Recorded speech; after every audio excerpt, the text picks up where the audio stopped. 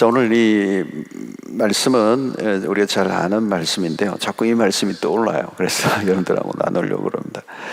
자, 기뻐하라. 항상 기뻐하라. 쉬지 말고 기도하라. 범사에 감사하라. 사실 뭐 이게 우리가 요즘 해야 될 거 아니겠어요?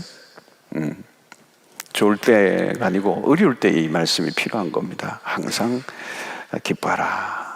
쉬지 말고 기도하라. 범사에 감사. 요 세 가지를 해야 되는데 이것은 따로 떼어져 있지 않죠. 여러분, 서로 연결되어 있습니다. 그렇죠?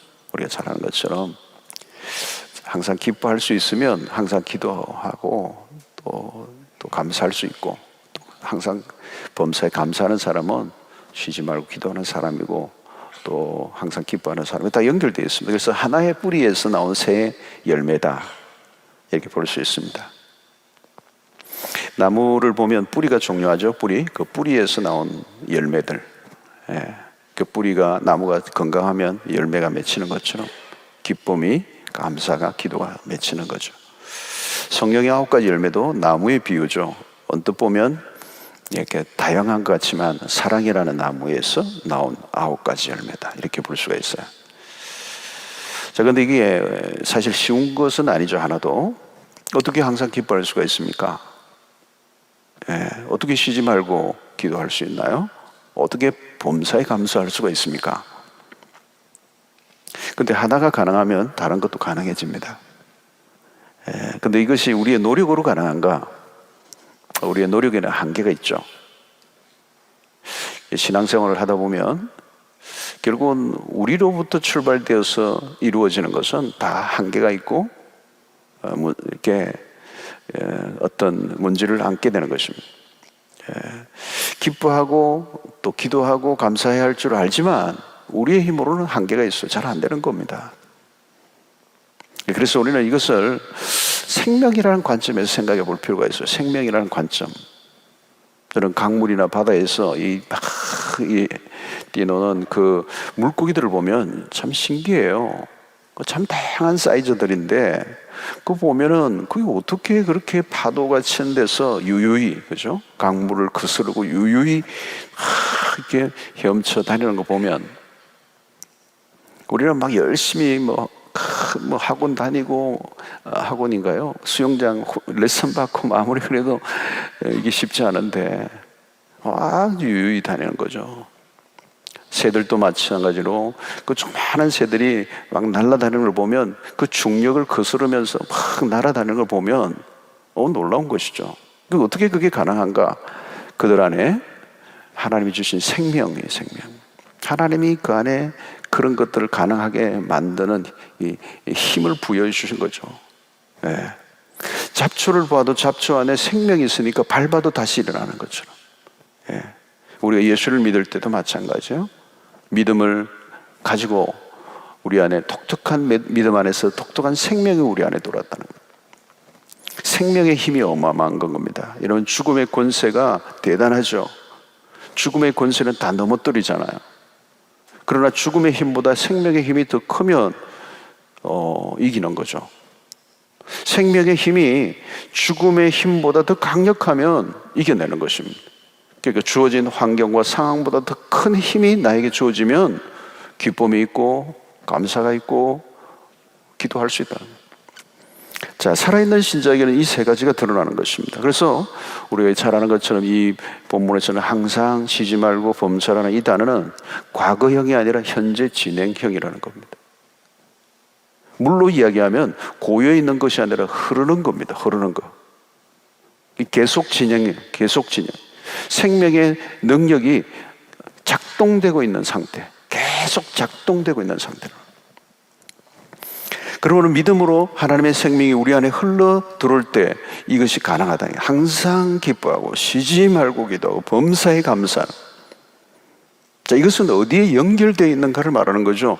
초월자이신 하나님과 연결된 삶이면 충분히 가능하다. 이게 접속의 문제다. 누구에게 접속되어 있느냐? 자, 우리 안에 배터리는 자동 재생이 안 돼요. 계속 하나님에게 플러그인 하고 있어야 된다. 항상 기뻐하는 것. 이거 뭡니까? 하나님과 연결되어 있다는 겁니다. 우리가 막 열심히 기뻐하려고 해서 되는 게 아니라 그냥 하나님에게 연결되어 있는 상태. 쉬지 말고 기도하는 거예요. 하나님과 연결되어 있다는 거예요.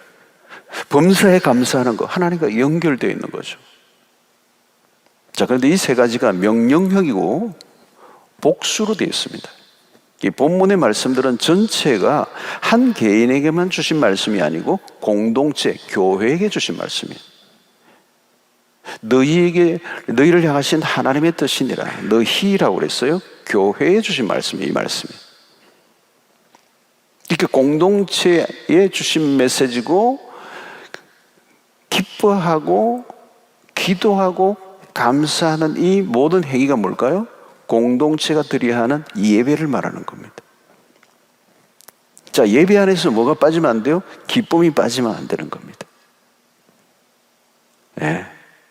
예배 안에서 뭐가 빠지면 안 돼요? 기도가 빠지면 안 되죠. 예배 안에서 뭐가 빠지면 안 돼요? 감사가 빠지면 안 되는 거예요. 그 예배의 매우 중요한 요소. 그 다음에 또 뭐가 있어요? 예언을 멸시치 말고 뭐예요? 하나님의 말씀이 있어야 되는 거죠.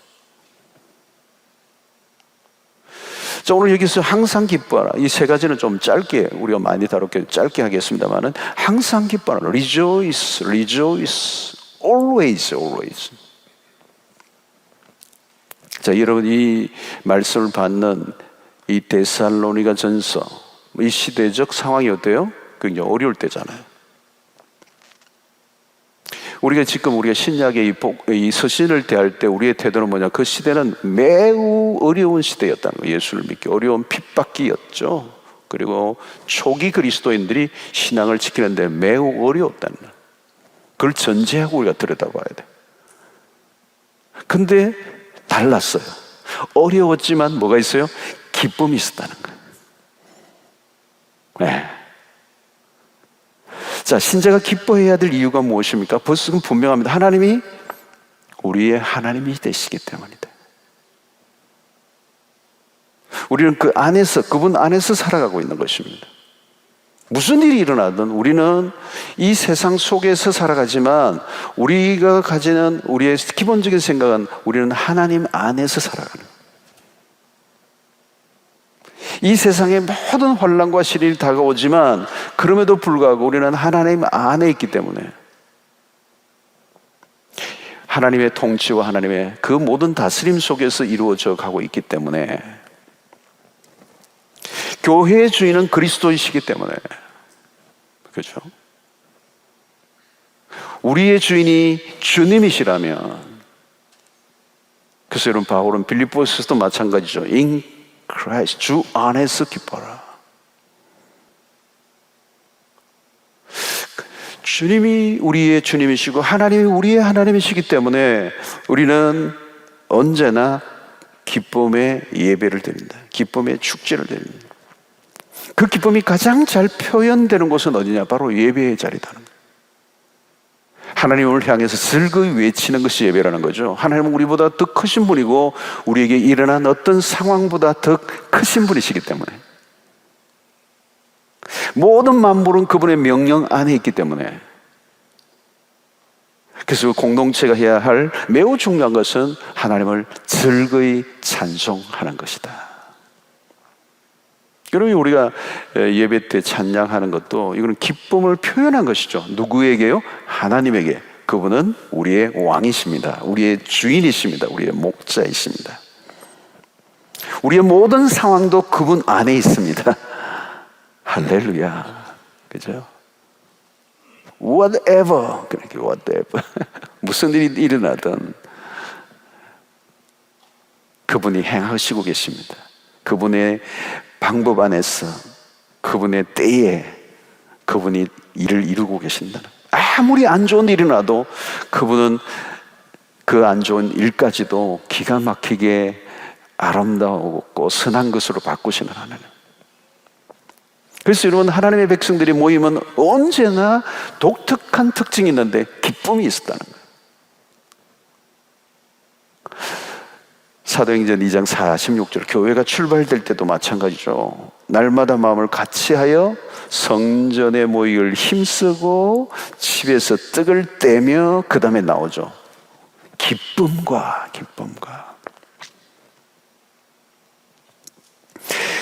집에서 떡을 떼며 기쁨이 뭐예요? 초대교회의 공동체 특징이 있다는 거야. 기쁨이 있었다는 거예요. 하나님은 기쁨의 하나님이시다. 존 파이퍼 목사님이 그 히도니즘이라는 얘기를 하잖아요, 그죠? 기독교 희락주의라고 하는 것이죠. 사실은 이것은 조나단 에드워드에게 목사에게서 영향을 받았던 것이죠, 그죠? 그래서 이 존 파이프 목사님의 설교의 뭐 상당한 부분은 이 하나님의 기쁨에 관한 부분을 어마어마하게 강력히 강조해요. 이 복음의 진수 안으로 들어가면 우리가 뭐가 있어요? 리조이스가 있다니, 기쁨이 있다니, 기쁨이 있다. 하나님은 기쁨의 하나님이시다. 옛날에 우리 역본 시편을 보면 극락의 하나님이라는, 그 좀 불교적 용어 같은데, 기쁨의 극치에 도달하신 하나님이시다. 시편 4장 7절을 보니까 이렇게, 주께서 내 마음에 두신 기쁨은 그들의 곡식과 새 포도주가 풍성할 때보다 더하니이다. 이 곡식을 거둘 때, 그 새 포도주가 풍성할 때 기쁨을 누리는데, 그것보다 훨씬 더 기쁜 것은 뭐냐? 주님이 내 안에 두신 기쁨 때문이다. 하나님 우리에게 기쁨을 주십니다. 교회는 그 기쁨 가운데서 가장 최고의 기쁨은 구원의 기쁨을 노래하는 공동체다. 여러분, 교회는 구원을 기뻐하는 것입니다. 이미 우리는 구원을 받았어요. 그리스도의 피로 말미암아 이미 우리에게 주신 이 구원은 이 세상의 그 어떤 것으로 살 수 없는 최고의 선물을 우리가 받았기 때문에. 여러분, 구원을 받았다는 건 뭘까요? 이미 우리에게는 더 이상 이것보다 더 좋은 것이 없어요. 구원은 모든 것이에요. 그래서 우리의 기쁨의 표현은 매일 예배 때마다 우리의 모든 표현은 구원의 감격을 기뻐하는, 구원의 감격. 그래서 기뻐하는 이유는 내가 구원받았네. 옛날에 그런 노래 있어요. 나 구원받았네. 나 구원받았네. 아, 그거 아니에요? 나 자유 얻었나? 했죠, 그죠? 예. 그 기쁨을 표현하는 거, 기쁨이잖아요. 그냥 율동하면서 막 했잖아요, 춤추면서. 여러분, 성령이 우리에게 주시는 선물이 뭐예요? 희락의 열매라는 거죠. 희락의 열매라는 거죠. 그래서 건강하고 성장하는 공동체의 특징이 뭐냐면 기쁨이 있다는 거예요. 웃음꽃이 핀다. 힘든 일을 하는데도 웃으면서 한다. 무슨 일을 하든지 기쁨이 있는 것이죠. 그게 교회의 특징이에요. 하나님의 백성들의 특징이에요. 무엇인가 침울하고 어둡고 싸늘하면 문제가 있는 거예요. 그리스도 안에서 우리가 누리는 것은 이 세상의 끝들 때문이 아니고, 우리는 본래 이 세상으로 인하여 기뻐한 것이 아니고, 이 세상에 어떤 것이 우리에게 기쁨을 줄 수 없고, 우리가 주시는 기쁨은 하나님이 주시는 것이고, 하늘부터 오는 것이고, 구원으로부터 주어진 것이고, 그 영적인 반응하는 거예요. 잘 되는 교회를 가보면요, 막 기쁨이 있어. 기쁨이 있어. 쉬지 말고 기도하라는 거죠. 중단하지 않는 기도죠. 개인이나 교회나 기도의 불씨를 끄지 않아야 된다는 거예요. 교회가, 공동체가 계속적으로 기도하는 게 생명줄이에요. 교회는 함께 쉬지 않는 기도를 함으로. 사실 사도행전의 교회가 출발될 때도 마찬가지죠. 성령이 임하실 때, 그때 교회가 어떻게 이루어졌습니까? 그들이 함께 기도할 때죠. 사도행전 1장 14절에 보니까 여자들과 예수의 어머니 마리아와 예수의 아우들과 더불어 말씀을 같이하여 오로지 기도에 힘쓰더라. 오로지 기도에 힘쓰더라. 여러분, 그들은 함께 모여 기도하면서 그 위에 성령이 임하신 거죠. 성도들의 연합을 얘기할 때 반드시 필요한 것은, 그 연합은 기도의 연합이라는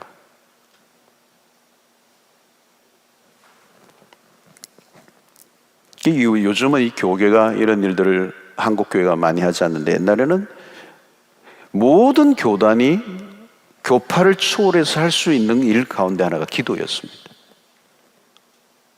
기도는 하나로 묶는 힘이 있어요.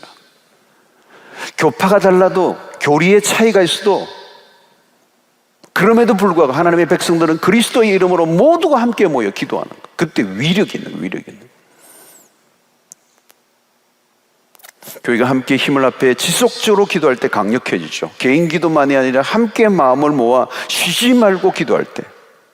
모라비안들이 이걸 한다고 그러잖아요. 24시 끊이지지 않는 기도를 한다. 여러분, 이것은 아무것도 안 하고 기도만 하라는 것이 아니죠. 이것은 우리의 영혼이 항상 깨어 하나님을 향해 있는 마음을 말하는 것입니다. 다니엘의 모습이 좋은 예죠. 그는 쉬지 말고 기도한 사람이었습니다. 그는 언제나 영혼이 깨어 있었고 그 영혼이 하나님께로 향해 있었다. 우리의 마음이 어디로 향해 있는가 그걸 아십니다. 우리가 언제나 하나님을 갈망하고 있는가, 하나님에게 접속한 공동체는 기도하는 교회. 그 기도가 끊이지 않는 개인과 공동체가 바로 하나님이 기뻐하시는 예배 공동체. 세 번째는 범사에 감사를. 감사는 예배의 핵심 요소죠. 예배 드릴 때 감사가 많아야 돼요. 기도할 때도 감사, 찬양할 때도 감사의 내용이 표현되죠. 어떤 것이든 감사의 제사가 되어야 합니다. 진정한 예배죠. 자, 그리스도인의 공동체 안에 일어난 일들은 어떤 경우에도 감사의 제목으로 다 바꿔놓아야 돼요. 주일날 와서 예배를 드릴 때, 우리가 함께 모여드릴 때는 어떤 제목이든지 다 감사로 바꿔서 하나님 앞에 올려드려야 됩니다. 초대교회는 핍박이 심했잖아요. 상황이 어려웠습니다. 그럼에도 불구하고 그리스도인들은 감사를 표현할 줄 알았다. 핍박이 심해질수록 감사는 더 깊은 곳에서 나온 거죠. 보통 때는 여러 가지를 감사하다가 삶이 힘들고 더 어려우면 감사는 영혼 더 깊은 곳에서 길을 올리는 거죠. 그래서 하나님 앞에 반응하는 거죠. 어떤 상황에서도 하나님께 감사할 수 있는. 여러분, 이 신앙의 성숙도가 바로 감사에서 나타나는 거 아니겠습니까? 어릴 때 아이들이 보면 원망과 불평이 많아요. 요즘은 집안에 다 모여가지고 엄마 뭐 해줘, 이거 해줘, 뭐 엄마들이 막 힘이 든다고 그래요. 그 요즘 보니까 뭐 이렇게 집안에 막 써놨대요. 엄마가 1번 주는 대로 먹을 것, 뭐 2번 뭐 여러 가지 막 엄마들이 공갈을 많이 친다고 그래요. 하도 말을 안 듣고 이러니까 이제 막 엄마들이 무시무시해져 가지고. 예. 여러분, 어릴 때는 원망과 불평이 많은데 자라면서 뭐예요? 예. 이렇게 그게 없으시잖아요. 하나님에 대해서도 마찬가지예요. 신앙의 초기에는 늘 달라고 그러고 원망하고 뭐 불평이 많죠. 그러나 나중에는 모든 게 하나님의 은혜예요. 모든 게 은혜예요. 모든 게 은혜예요. 은혜가 아닌 게 하나도 없어요. 예. 지금 살아있는 것도 은혜, 예수 믿는 것도 은혜, 하나님의 모든 이 어려움 가운데서도 하나님의 은혜를 우리가 느끼는 것이죠. 여러분, 이 신자들도 그래요. 교회에 대해서도 처음에는 막 불평이 있고 원망하는 사람들이 있는데, 근데 신앙의 세계로 가면 교회에 대해서 감사가 늘어나요. 불신앙의 세계와 구별되는 확연한 구별이 바로 이 감사 아니겠습니까? 감사가 커져가면서 예배는 더 깊어지고 풍성해지는 것입니다. 가만히 생각해보면 우리는 이런 것보다 받은 것이 훨씬 더 많은 사람이에요. 하나님 우리에게 주신 것들이 무엇인가를 생각해보면 역시 여기에도 가장 큰 선물은 구원의 선물이에요. 하나님이 우리의 아버지 되심이 얼마나 큰 것인지 감사해야 되는 것이죠. 자, 여기에 이제 오늘 이 세 가지 외에 이어서 나눈 이 구절을 좀 보려고 그래요. 이 앞에 것들이 잘 돌아가게 하려면 이 뒤와 잘 이어서 하나가 되어야 돼요. 그 다음에 뭐가 나옵니까? 성령을 소멸하지 말며. 바울은 성령을 불로 상징하고 있어요. 그죠? 불로 비유를 하고 있습니다. 성령의 불이 꺼지면 안 되죠. 성령은 불과 같은 역할을 하는 것입니다. 성령의 역사가 넘치는 교회는 뜨겁습니다. 뜨겁습니다. 사랑을 해도 뜨겁고, 그죠? 차갑지가 않아요. 성령이 역사하면 그 열정과 열심도 거기서 나오죠. 불같은 헌신이 어디에서 나와요? 성령이 임하셔야 돼요. 교회 안에 모든 것이 활기가 막 넘치고요. 그죠? 예. 성령의 불이 꺼지지 않아야 돼요. 모든 것이 여기에 달려있는 것이죠. 여러분 개인의 신앙도 마찬가지입니다. 신앙이 뜨거워야 돼. 불이 있어야 돼. 불이 있어야 돼. 그게 역사가 일어나는 거죠. 이거는 역사가 일어나는 건 뭘까요? 불이 일어나는 겁니다. 불이 일어나는 거. 잘 되는 교회 보면요, 불이 있어요. 한국 교회가 막 부흥기 때 보면 불이 있어요. 불덩어리 막 만나면 막 불덩어리도 있고 막 집회를 해도 불덩어리가 막 일어나고 막 불쑥불쑥했어요. 예배 안에서도 불이 있는 거예요. 예배 안에서도 불이 있는 겁니다. 신자들을 만나면 막 뜨거운 감정들이 있는 거예요. 뜨거운 감정, 막 따끈따끈한 감정. 하나님의 공동체는 뜨거워야 돼. 안 되는 교회는 싸늘합니다. 싸늘해서 냉기가 막 탁 감기는 거예요. 냉장고 안에 들어간 느낌. 성령의 불이 꺼지면 모든 게 스탑이죠. 꺼지지 않게 하는 게 중요해요. 무슨 일이 힘든 게 아닙니다. 우리 안에 성령의 불이 꺼지면 모든 게 힘든 것입니다. 아무리 힘든 일이 밀려와도 성령이 뜨겁게 내 안에 역사하시면 겁날 게 없어요. 다 신바람이 나는 거예요. 감당하고도 에너지가 남는 것입니다. 성령의 불길이, 교회는 다른 것이 필요한 것이 아니라 성령의 불이 필요해요.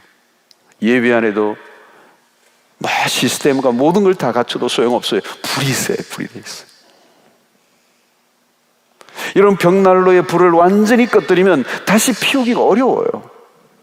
불이 있으면 그 안에서 모든 걸 다 하는 겁니다. 성령께서 우리 안에 뜨겁게 역사하시면 모든 게 다 이루어져요.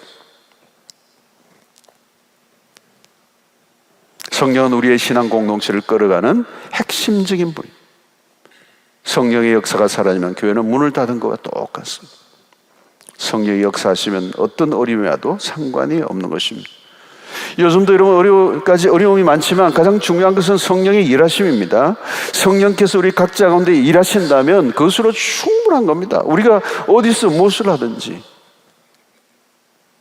열매가 맺히고. 그래서 오늘 이기만 성령을 소멸하지 말라는, 성령을 소멸하지. 여러분들의 심령에 성령이 소멸되지 않기를 바라고, 여러분들의 사랑방 안에 성령이 소멸되지 않아야 돼.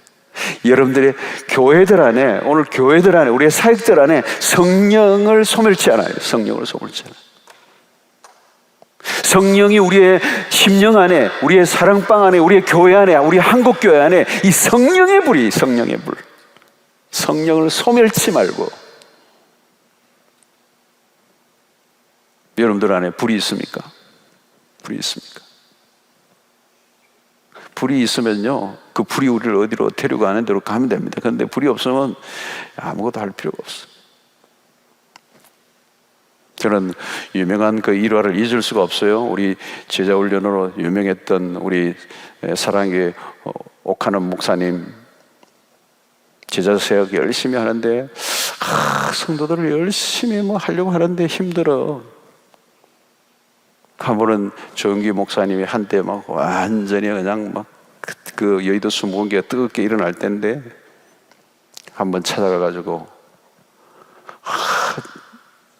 목회가 얼마나 힘든지 자기는 이 불이 꺼질까봐 엉덩이를 치켜들고 훅 아궁이에 불이 붙도록, 그래서 성도들에게 불이 꺼지지 않게 하려고 애를 쓰는데 너무 힘들다고 그러니까 조영규 목사님 한마디에 그렇게 하시더래요.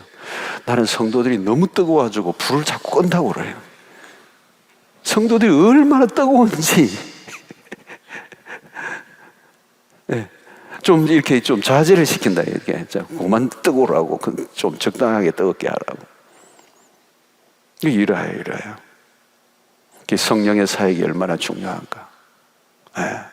말씀만 해가 되는 게 아니고 성령의 불이 임해야.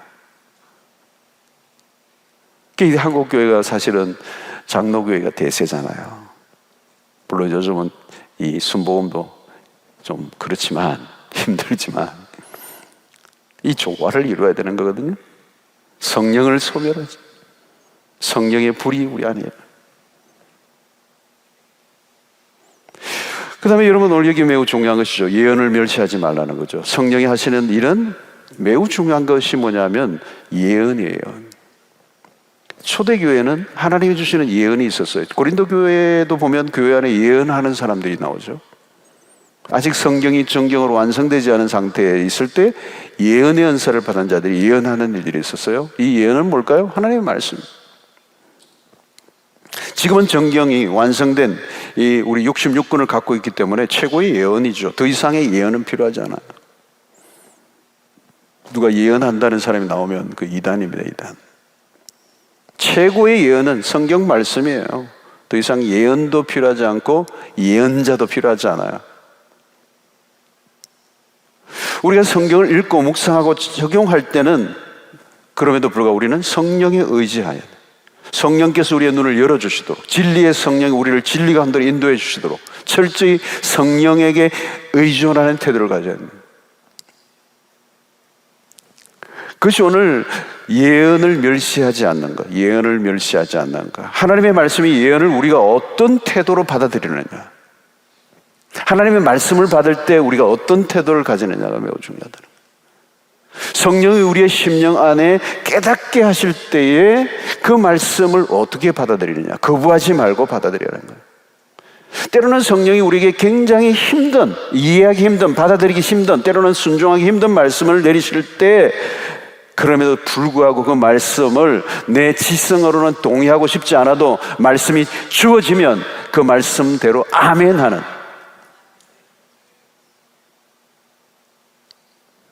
이게 매우 중요한 것이죠. 하나님, 일단 내가 접수는 했습니다. 내가 조금 생각하고 내가 알아서 결정하겠습니다. 그러면 안 되죠.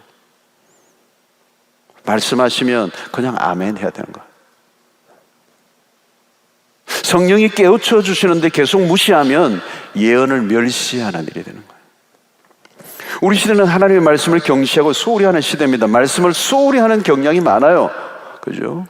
말씀 자체에 대한 관심이 없고, 우리 체험주의자들, 신비주의자들 있어요. 간증을, 우리 간증 같은 것도 여러분 조심해야 되죠. 간증은 주관적인 것이잖아요. 그래서 객관화시키면 안 되거든요. 자기가 경험하지 않은 것은 거부해버립니다. 자기의 경험을 절대화시킵니다. 이 이단들이 다 여기에 포함되죠. 자기가 무슨 계시를 풀고 자기에게 계시를 풀고 열쇠를 줬다고 억지로 그냥 비유를 해석하고 그러잖아요. 이것도 다 여러분 예언을 멸시하는 것들이죠.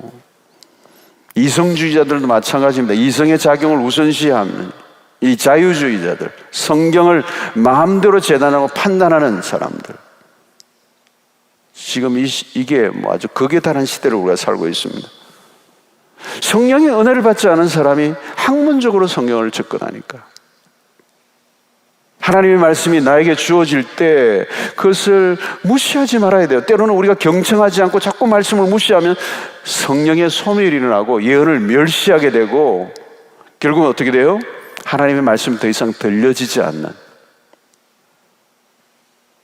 그래서 우리는 하나님의 말씀을 받아들일 때, 말씀을 묵상할 때 가져야 될 기본적인 태도는 편견 없이 말씀을 있는 그대로 받아들이는 태도입니다. 우리는 우리의 안경과 틀을 가지고 성경을 대할 때가 많아요. 내가 가진 선입견으로 성경을 자기 편한 대로 해석하고 적용할 때가 많습니다. 자, 여러분 묵상할 때, 우리가 묵상 훈련을 많이 하는데 묵상할 때 여러분 조심해야 돼요. 내 안에 아주 선입견을 가지고 자기 자의적으로, 자기 주관적으로, 자기 편리주의로 그 말씀을 그냥 끌어당겨 와가지고 자기에게 그냥 합리화시켜서 하나님의 말씀을 교묘하게 순종의 미명으로 불순종하는 것들이 많아요. 자기가 하고 싶은 일을 정당화하기 위해서 성경을 얼마나 엉터리로 적용하는지 말아요. 성경을, 예언을 멸시하는 거예요, 여러분. 그것이. 그래서 여러분, 오늘 교회들도 보면 싸울 때도 성경 구절 가지고 싸우잖아요. 여러분, 그렇게 예언을 멸시하면 어떻게 하죠? 예배가 사라져버립니다. 예배 안에 하나님의 말씀, 예언이 주어져요. 진정한 예배는 하나님의 말씀이 임해야 되는데, 성령이 우리에게 예언을 주실 때 예배가 살아나요.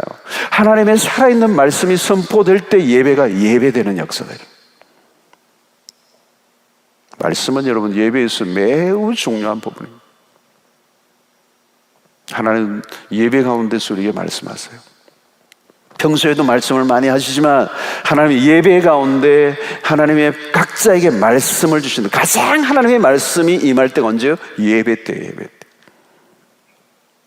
예배 때 하나님의 말씀이 닫혀있고 하나님의 음성이 들리지 않으면 죽은 거죠. 영이 죽은 거죠. 예언을 멸시하고 있었기 때문에. 우리는 언제나 하나님의 말씀을 사모하고 성령께서 충분히 말씀하시도록 우리의 영혼의 귀를 열어놓아야 한다는 거예요. 그래서 anytime 하나님의 성령이 성경을 통하여 우리에게 조명해 주셔서 하나님의 말씀을 밝히 듣도록 반응해야 한다는 거예요. 어느 시대나 하나님의 말씀이 모든 것을 결정합니다. 말씀을 무시하고 긍휼히 여기면 그때부터 모든 게 무너지는 거죠. 자, 오늘 우리 예배가 참 중요하고 그 예배의 한가운데 이 말씀이 있다는 사실. 그 말씀이 우리의 공동체를 끌고 가고 그 말씀이 우리의 영혼을 끌고 가는. 잠언 29장 18절을 보니까 묵시가 없으면 백성이 방자히 여기거니와, 이 묵시가 뭐예요? 하나님의 말씀이에요. 예언을 말하는 거죠. 그게 없으면 백성이 방자히 여긴다. 방자히 여긴다는 뭘까요? 길을 잃어버렸다는 거예요. 개인이든 공동체든 말씀에 대한 태도가 모든 것을 결정합니다. 말씀을 무시하면 하나님이 더 이상 말씀하시지 않습니다. 바로 엘리 시대가 그랬고 사사 시대가 그런 모습이었어요.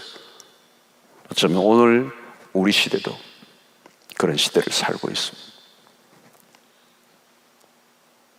사랑하는 성도 여러분, 우리의 영혼이 활짝 열려서 이 예언을 있는 그대로 아멘으로 받아들이는 믿음의 삶을 살아갈 수 있기를 바라고, 오늘 우리의 공동체도 그렇고 우리의 가정도 그렇고 우리 이 나라도 마찬가지, 하나님의 말씀을 말씀 그대로 받을 줄 아는 이 은혜가 있게 되기를 바라겠습니다. 자, 21절 22절 보니까 범사에 헤아려 좋은 것을 취하고 악은 모든 모양이라도 버리라. 저점 이것은 예배의 완결이라고 볼 수가 있어요. 범사에 좋은 것을 헤아려 좋은 것을 취하라. 자, 여기 헤아려 이 부분이 분별이에요, 여러분. 분별. 잘 분별해라는 거예요. 분별해서 좋은 것을 취하라는 거예요. 예배가 무엇입니까? 좋은 것을 취하고 악한 것을 버리는 시간이죠. 축복이 무엇입니까? 좋은 것을 취하고 나쁜 것을 내어버리는 것. 자, 여러분, 좋은 것을 취하려고 하면 어떻게 해야 되죠? 분별력이 필요하다는 거죠. 분별력이라는 것. 좋은 것과 나쁜 것을 구분할 줄 아는 것. 선택한 일이 죽는 일인지 사는 길인지를 분별해야 되잖아요. 아마 이제 부모들이 아이들을 키우면서 가장 중요하게 여기는 교육 중에 하나가 이 분별력을 키워주는 걸 거예요. 목회자가 성도들에게 해야 될 매우 중요한 것 가운데 하나가 뭐냐면 이 분별력을 갖게 해주는 거예요. 왜 따라다니면서 모든 걸 할 수 있는 게 아니니까 각자가 그 삶의 속에서 분별을 하며 살아갈 수 있도록 하기 위해서. 이 메시지 안에 그게 다 들어있는 것이죠, 사실은. 이게 가짜인지 진짜인지 거짓인지 진실인지 죽는 글인지 사는 길인지, 이게 하나님의 뜻인지 아닌지를 어떻게 알 수가 있어요, 여러분? 요즘처럼 분별이 어려운 시대, 교묘하게 포장되어 있는 거짓이 난무하는, 그러니까 이런 혼란스러운 이유는 딴 게 아니에요. 분별하기가 어렵다는 거죠. 사람들이 미혹을 많이 당하고 있습니다. 우리는 지금 어느 때보다 어둠의 시대를 살고 있어요. 이 어린아이들 때도 보면 이 분별력이 없으면 이게 뭐 물불을 가릴 줄을 모르는 거잖아요. 이 불인지 물인지 똥인지 막 아무거나 주워 먹고. 여러분, 영적으로 성장한다는 말은 분별력이 깊어진다는 뜻입니다. 마치 동굴 안에 갇혀 있다가 서서히 바깥 세계로 나오는 것과 같아서, 깜깜한 동굴 안에 있었는데 서서히 그 빛이 비춰지면서 사물 물체가 보여지는, 이게 우리의 신앙의 과정, 여정이에요. 참 참 이 목회가 그런 것 같아요. 동굴 안에 있는 사람을 동굴 바깥으로 데리고 나가야 되는 거예요. 우물 안에 갇혀 있는 사람을 우물 바깥의 세계를 보여줘야 됩니다. 이 분별력이 없으면 최악의 상황이 벌어집니다. 나에게 무슨 일이 일어나는지를 알지를 못하는 거죠. 여러분, 우리가 살아보다 보면 한때는 내가 옳다고 여겨 미친 듯이 그 길을 달려왔는데 세월이 지나고 나서 뒤를 돌아보면요, 내가 왜 저 짓을 했을까? 뒤늦게 후회하고 깨닫는 일들이 참 많거든요. 왜 그때는 그걸 몰랐을까? 이 뒤집어 씌워진 거죠. 아무리 얘기해도 못 알아듣는 거잖아요. 뒤집어 씌워져 가지고 무슨 얘기를 해도 못 알아들어. 여러분, 분별력이 없는 것이죠. 그게 나중에 후회하는 겁니다. 제대로 살았어야 할 삶을 다 빼앗겨버린 이후에 나중에 후회하는 삶. 누가복음 15장의 탕자가 그런 사람이에요. 처음에는 자기가 하는 일이 얼마나 옳다고 생각했어요. 여러분, 이 탕자가 아버지의 재산을 받고 나갈 때만 해도 자기의 선택이 옳다고 생각하지 않았겠어요, 여러분? 이게 정말 지혜로운 거야, 대박이야 그랬을 거예요. 근데 오래가지 않아서 후회하잖아요. 죄가 무엇입니까, 여러분? 이 빗나감이에요. 기준에서 멀어지는 거죠. 스스로 보는 각도가 잘못되어 있다는 거죠. 여러분, 수치를 재는 자가 뺐다 가면 아무리 재도 틀릴 수밖에 없는 거예요. 그래서 이 성경을 우리는 캐논이라고 그러죠. 캐논이 뭐예요? 자라는 거예요. 자. 이 성경만큼 확실하게 정확한 자는 없는 거죠. 모든 것을 정확하게 기준을 잡아줄 수 있는 유일한 진리는 하나님의 말씀밖에 없어요. 그러니까 이 성경으로 모든 것을 돌아가야 돼요. 성경으로.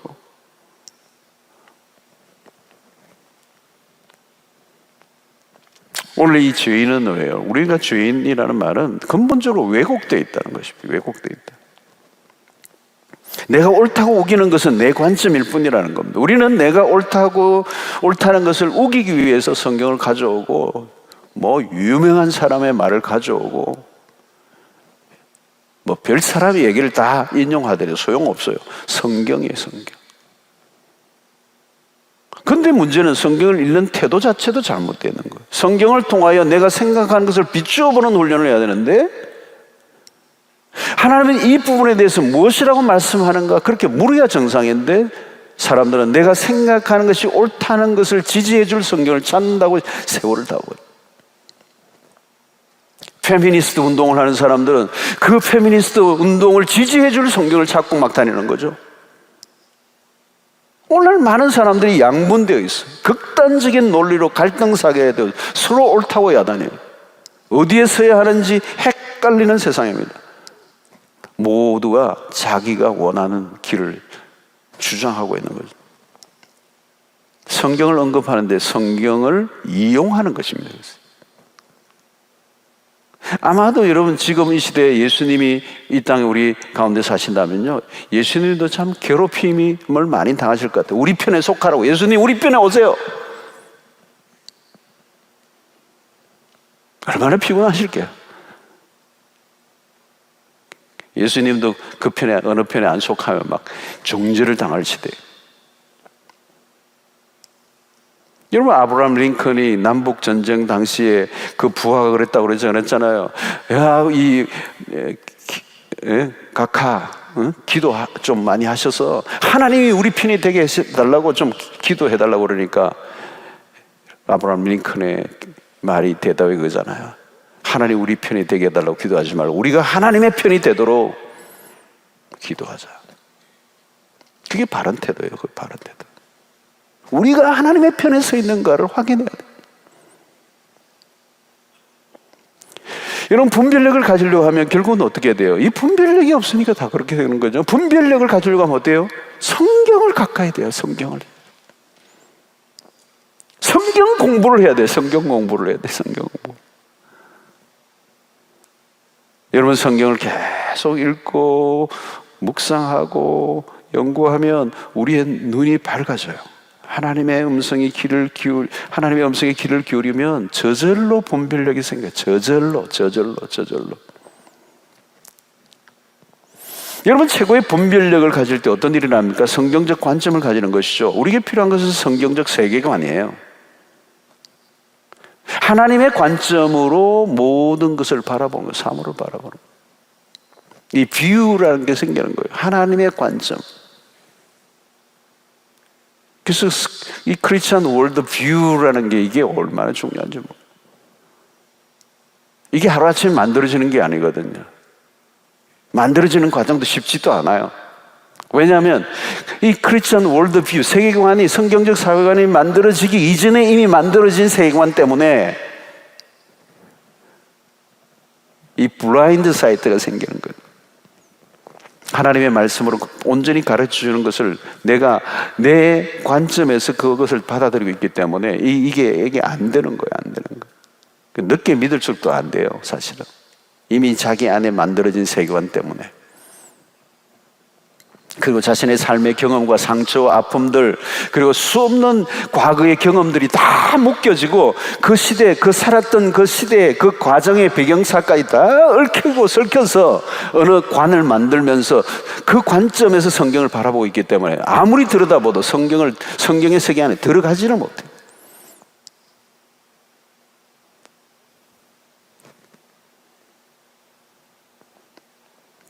그래서 여러분, 진정한 우리의 눈이 열리는 것은 진리의 성령이 우리를 진리 가운데로 이끌어 주시는, 완전한 선입견과 고정관념을 다 내려놓고 저 백지처럼 하나님의 성령이 우리를 진리 가운데로 이끄시는 대로 들어가는 거죠. 그 분별력을 가질 때 현상 너머를 보게 되고, 그 분별력을 가질 때 핵심을 꿰뚫러 보게 되고, 그 분별력을 가질 때 본질을 보는 눈이 열리게 되고. 여러분, 본질을 보고 이 핵심을 꿰뚫고 현상 너머를 보는 이 힘이, 여러분, 이게 그냥 주어지는 게, 이것만 있으면 돼요. 엄청난 역사가 되는 거예요. 여러분, 본질을 아무나 봅니까? 여러분, 본질이 뭐 다 보이는 게 아니에요. 여러분, 1년 후에 망할 일도 우리가 하고 있잖아요. 그죠? 넘어보지를 못하는 거죠. 아주 그냥 단순한, 눈앞에 있는 것만, 이루어진 것만 보는 것이죠. 여러분, 우리가 하나님의 말씀을 따라 살아가다 보면 그런 눈이 열리고 귀가 열리는 은혜가 있게 될 줄로 믿습니다. 왜 이처럼 세상이 혼란스럽고 요란합니까? 각자 자기가 하고 싶은 얘기를 내고 있기 때문에. 교회 공동체는 성령의 음성에 귀를 기울여야 돼요. 예배를 통하여 하나님의 말씀이 임하고 성령이 하나님의 공동체 속에 명확한 음성을 들려주실 때, 우리는 이 시대의 소리가 아니라, 대중들의 소리가 아니라 하나님의 성령을 통하여 주시는 진리에 경청하게 되고, 그때 우리 안에는 진정으로 예배가 살아나는 것입니다. 그러므로 우리는 교만하면 안 돼. 겸손해야 돼요. 너무 쉽게 자신의 생각과 철학을 고집해서는 안 돼. 우리는 언제나 모순투성이고 실수를 할 가능성이 높은 사람들. 우리는 지금 참으로 어두운 시대를 살고 있습니다. 우리가 할 일은 잠잠히 하나님의 음성에 귀를 기울이는 것입니다. 그러면 어둠에서 벗어나 서서히 빛 가운데로 들어가는, 그때 우리는 좋은 것을 취할 수 있게 된 것입니다. 우리의 눈이 열리니까 옳은 길로 가게 되는 것입니다. 그리고 마지막으로 22절에 악은 어떤 모양이라도 버리라. 한쪽으로는 좋은 것을 선택하고 다른 쪽으로는 악을 버리는 것이죠. 우리의 분별력이 분명해질 때 일어나는 일입니다. 취할 것을 취하고 버릴 것을 버리는 것이 우리의 신앙이죠. 먼저 좋은 것을 적극적으로 취하는 것이 중요합니다. 그러나 그것을 완전하지 않아요. 악한 것을 버리는 것을 동시에 해야 된다. 악의 행동뿐만 아니라 악의 모양까지 버리라고 말합니다. 이 악의 모양들은 어떤 것입니까? 우리의 문화 안에 깊이 숨어있는, 은밀하고 다양하게 배어져 있는 이 모든 것으로부터 우리는 벗어나야 된다. 여러분, 죄인은 자동적으로 악을 추구해요. 가르쳐주지 않은 아이들이 악한 행동을 하잖아요. 안 좋은 것은 악한 것은 모양이라도 버리라. 흉내도 내지 마라.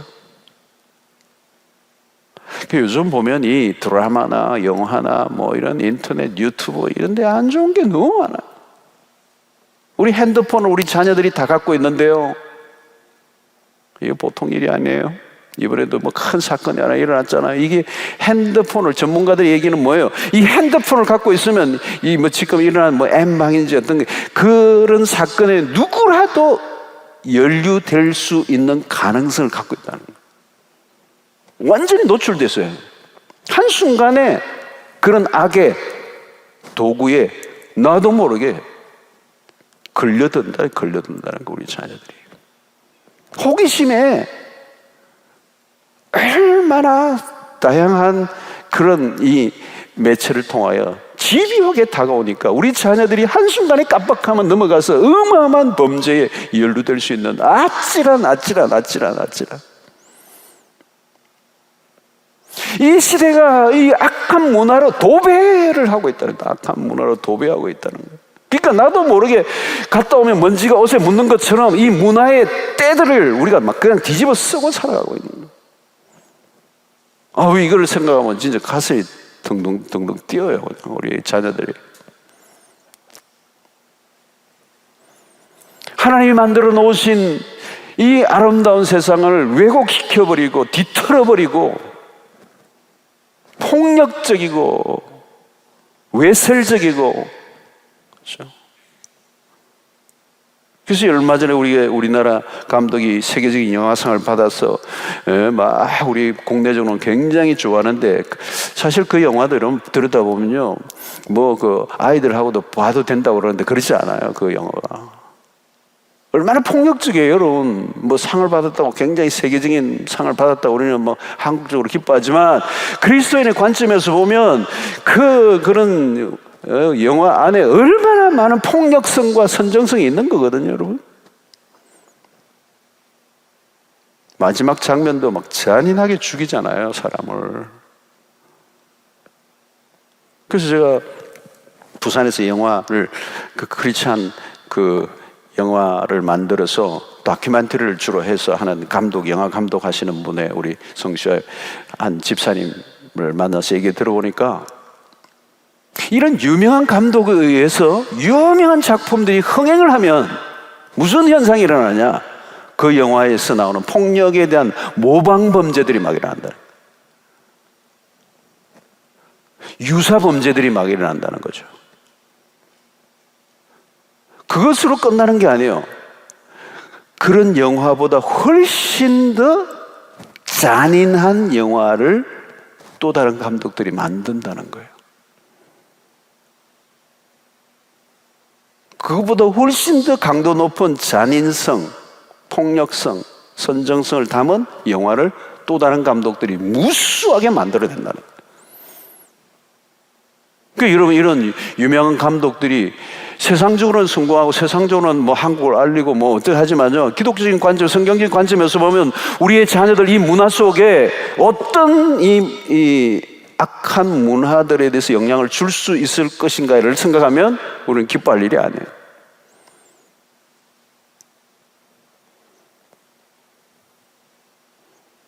요즘 여러분 인터넷으로 상상을 초월하는 일들이 일어나잖아요. 뭐 어린 아이가 뭐 유튜버가 돼가지고 뭐 엄청난 돈을 벌고 뭐 이런 얘기들.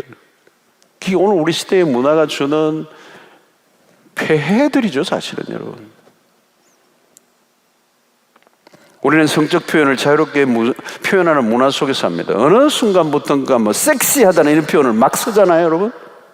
오늘날 대중성 속에 우리도 모르게 파고 들어와 있는, 그냥 막 해도 되는 것 같이 이쯤이야라고 하는 현저하게 기준이 떨어져 버린 이 시대. 우리의 기준은 세상이 아니죠. 마음대로 기준을 완화시켜서는 안 됩니다. 우리의 기준은 언제나 성경이고 우리는 하나님 앞에서 판단해야 돼요. 우리 하나님은 언제나 선하신 분이시고 하나님의 선하신 뜻이 이루어지기를 원하시죠. 하나님은 악에 대해서 철저히 보응하시는 하나님, 악을 싫어하시는 하나님. 악은 모양이라도 부리라는 것에서 하나님이 얼마나 선하신 분이시고 그 선하심을 추구하시는 분인가를 우리가 보여줘요. 악은 모양이라도. 예. 여러분, 우리 안에 마음의 생각까지도 악한 생각의 상상력을 키우잖아요. 우리의 속에 더러운 것들이 자리를 잡지 않게 해야 된다. 작은 생각 하나로도 악한 것이 있다면 그것을 골라낼 줄 알아야 돼요. 마태복음 15장 19절에 보니까 마음에서 나오는 것은 악한 생각과 살인과 간음과 음란과 도둑질과 거짓 증거와 비방이니. 여러분, 인간의 마음이 얼마나 지저분합니까? 요즘도 뉴스를 보면 끔찍해요. 어떻게 이렇게 세상이 악한가? 그 인간이라는 것에 인간이 지은 죄라고 생각하니까 같은 인간으로서 아주 온몸이 소스라치는 거잖아요. 이런 문화 안에 우리의 자녀들이 살아가고 이 문화가 더 악해져 가고 있다는 사실을 생각하면 잠이 안 오는 거죠. 우리 자녀들을 생각하면 잠이 안 오는 얘기예요. 뉴스들을 보면 다 끔찍하잖아요. 우리의 몸과 행동, 우리의 마음까지도 이 악한 것들이 우리도 모르게 영향을 미쳐요. 그래서 연구한 사람들에 의하면 이 오늘날 이 드라마나 영화나 이런 것에서 하루에 수없이 아이들은 이 폭력의 장면에 노출되어 있는데 그 아이가 몇 년 동안에 그 접한 폭력 건수 선정적인 장면은 헤아릴 수가 없어요. 그러니까 우리의 영혼 안에 이미 오염이 아주 심각해져 있다. 여러분, 우리는 모든 것에 선하고 착하고 옳아야 합니다. 항상 선한 생각을 하고 좋은 상상을 하고 좋은 일에 참여하고 누가 보아도 칭찬할 만한 일에. 그래서 빌립보서 4장 8절의 말씀이죠. 끝으로 형제들아, 무엇이든지 참되며 무엇이든지 경건하며 무엇이든지 옳으며 무엇이든지 정결하며 무엇이든지 사랑받을 만하며 무엇이든지 칭찬받을 만하며 무슨 덕이 있든지 무슨 기름이 있든지 이것들을 생각하고 바울의 이 마음이 좀 와닿는 것 같아요. 형제들아 무엇이든지 선을 택하고 악을 버려.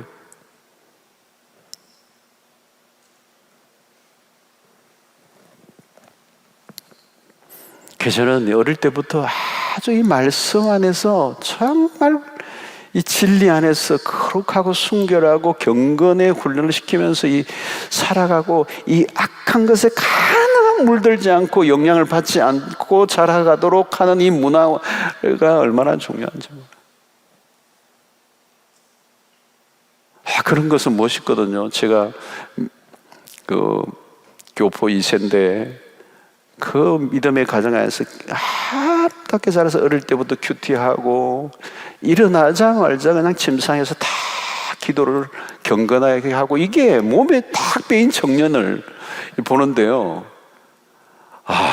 너무 멋있는 거예요. 아주 그냥 경건히 어릴 때부터 중간에 예수를 믿고 나면요, 그 어린 시절의 성장 과정에 이미 때로 묻은 오염을 벗겨내는 것은 쉽지가 않아요. 한번 보았으니까, 한번 경험했으니까 알아버린 거예요. 몰라도 되는 거를. 그건 진짜 불행하거든요. 어떤 면에서 그거를 지우는 건 쉽지 않아요.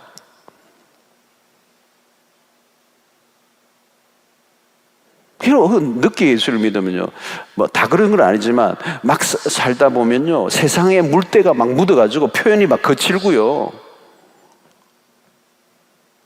막 하는 게 항상 궤배 꼬여 있고, 항상 재리에 밝고 계산적이고 뒷담화 잘하고 남 흉 잘 보고 살살 괴롭히고 이기적이고 자기중심적이고, 자기도 모르게 온몸에 배에 있어요. 자동적으로 naturally, automatic.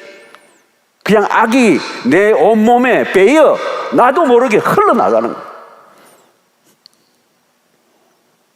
내가 그렇게 사는지도 몰라요.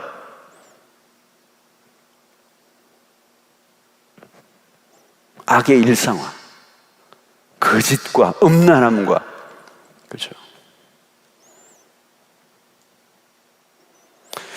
여러분, 악은 모양이라도 버리고